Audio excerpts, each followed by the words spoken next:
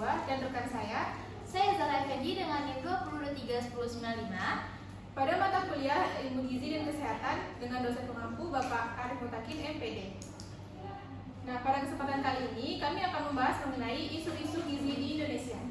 Adapun subtopik yang akan kami bahas pada pertemuan kali ini yaitu bentuk-bentuk permasalahan gizi di Indonesia, faktor yang menjadi penyebab masalah gizi di Indonesia, dan langkah-langkah untuk perbaikan gizi di Indonesia, serta alternatif kebijakan dan rekomendasi untuk langkah-langkah di masa mendatang. Sekedar perkenalan, yaitu status gizi masyarakat Indonesia masih rendah menurut standar internasional dan perbedaan gizi antar daerah masih tetap besar. Pada saat yang bersamaan, Indonesia juga menyaksikan makin tingginya prevalensi kelebihan berat badan atau overweight dan obesitas, serta defisiensi mikronutrien atau micronutrient deficiency di masyarakat. Indonesia menghadapi 3 beban malnutrisi, yaitu gizi kurang yang berdampingan dengan kelebihan gizi atau overnutrition dan defisiensi mikronutrien. Nah, apa saja bentuk-bentuk permasalahan gizi di Indonesia? Mari kita simak lebih lanjut. Yang pertama ada stunting. Stunting ini berusia 0 sampai 59 bulan. Ditandai dengan gagal tumbuh akibat kurangnya asupan gizi, di mana dalam jangka pendek dapat menyebabkan terganggunya perkembangan otak, metabolisme, dan pertumbuhan fisik pada anak. Yang kedua yaitu ada wasting. Ini juga usia 0 sampai 59 bulan. Wasting ini ditandai dengan kurangnya berat badan menurut panjang atau tinggi badan anak. Kondisi ini disebabkan kekurangan makanan atau penyakit infeksi yang terjadi dalam waktu yang singkat. Selanjutnya ada overweight atau kelebihan berat badan. Kondisi ini disebabkan oleh beberapa hal, yaitu pertumbuhan lemak tubuh, kelebihan otot, tulang, dan lemah air. Nah, selanjutnya ada anemia pada ibu hamil dan remaja wanita.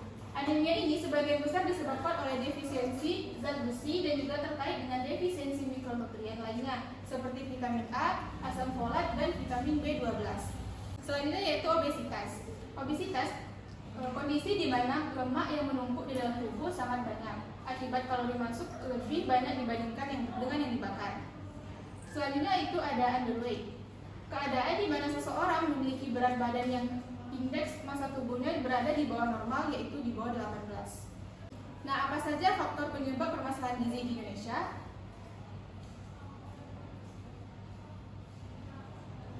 Berdasarkan hasil analisis penyebab masalah gizi di Indonesia, terdapat 3 faktor. Yang pertama ada konsumsi pangan yang tidak memadai dan kerawanan pangan.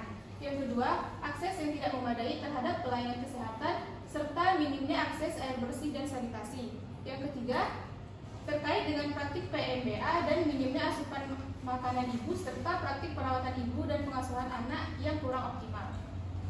Nah, selanjutnya langkah-langkah yang dilakukan untuk permasalahan gizi di Indonesia akan dijelaskan oleh rekan saya Zahra. Kepada Zahra dipersilakan. Baiklah, untuk selanjutnya itu ada tentang langkah-langkah yang dilakukan pemerintah untuk permasalahan gizi di Indonesia. Nah, jadi apa sih yang harus dilakukan? Yang di sini ada 3, itu ada intervensi gizi spesifik, intervensi gizi sensitif, dan lingkungan yang mendukung. Nah, apa sih itu intervensi gizi spesifik? Nah, intervensi gizi spesifik ini meliputi pemberian ASI yang eksklusif, terus pemberian makanan tambahan, suplemen vitamin A, suplemen mikronutrien, dan suplementasi zinc serta zat besi. Nah, untuk intervensi gizi sensitif ini terkait dengan tata kelola kasus malnutrisi akut dan berat, penyediaan air sanitasi, hingga pemberian obat cacing. Nah, yang berikutnya ada lingkungan yang mendukung, itu terkait tentang ketersediaan data yang berkualitas yang dapat menjadi landasan untuk mengambil keputusan. Nah, terus ada berkaitan dengan komitmen politik terhadap gizi dan kapasitas dan sumber daya yang berkualitas dan pemberian gizi. Nah, jadi di sini ada alternatif kebijakan dan rekomendasi untuk langkah-langkah di masa yang akan mendatang. Di antaranya itu ada menetapkan regulasi yang kuat dalam meningkatkan komitmen dan alokasi anggaran untuk perbaikan gizi di tingkat pusat dan daerah. Yang kedua itu ada meningkatkan pemberian layanan gizi yang berkualitas kepada seluruh masyarakat. Yang ketiga itu meningkatkan kesadaran dan komitmen untuk perbaikan gizi yang dengan menggunakan inovatif dan menggunakan berbagai saluran komunikasi. Terus yang keempat ada membangun sistem informasi gizi berbasis bukti sebagai sumber data. yang kredibel dan tepat waktu yang dapat digunakan untuk pengambilan keputusan. Dan berikutnya itu ada memperluas keterlibatan multisektor dalam percepatan perbaikan gizi. Next. Nah, di sini ada salah satu contoh studi kasus tentang stunting, di mana di sini ada anak usia 34 bulan di Desa Cotni, Puskesmas Nisa, Kabupaten Aceh Utara tahun 2022. Nah, jadi di sini ada seorang balita umurnya kurang lebih 3 tahun, itu mengalami pertambahan tinggi badan dan berat badan yang lambat. Nah, jadi sejak usia 12 bulan ini ibu pasien itu melihat tinggi badan dan berat badannya pertambahan pasien ini melambat. Nah, terus jadi TB pasien ini pada saat usia 12 bulan itu sama dengan TB pada saat umur 9 bulan, yaitu sekitar 67 cm. Nah, berat badannya pun begitu. Pada saat umur 12 bulan itu sama ketika dia usia umur 9 bulan itu sekitar 6,5 kg. Nah, jadi pada usia 12 bulan ini pasien ini dibawa oleh ibunya berobat ke dokter umum. Nah, di Puskesmas Nisam itu dikatakan stunting dan gizinya kurang. Nah, jadi disarankan untuk meningkatkan kualitas dan kuantitas makanannya.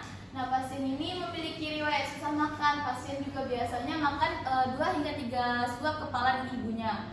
Nah, jadi dan pasien ini suka jajanan dan minuman kemasan dibandingkan dengan makanan nasi dan lauk yang sayur-sayuran. Nah, jadi pasien ini merupakan pasien stunting dan gizi yang kurang yang dilakukan oleh Kader ke Puskesmas pada bulan Juli tahun 2021. Dikembalikan kepada moderator. Baiklah, itu mungkin materi yang dapat kami sampaikan mengenai isu-isu gizi di Indonesia. Selanjutnya kami akan membahas mengenai mind map yang telah kami buat mengenai isu-isu gizi di Indonesia yang akan disampaikan oleh Zahra. Kepada Zahra dipersilakan.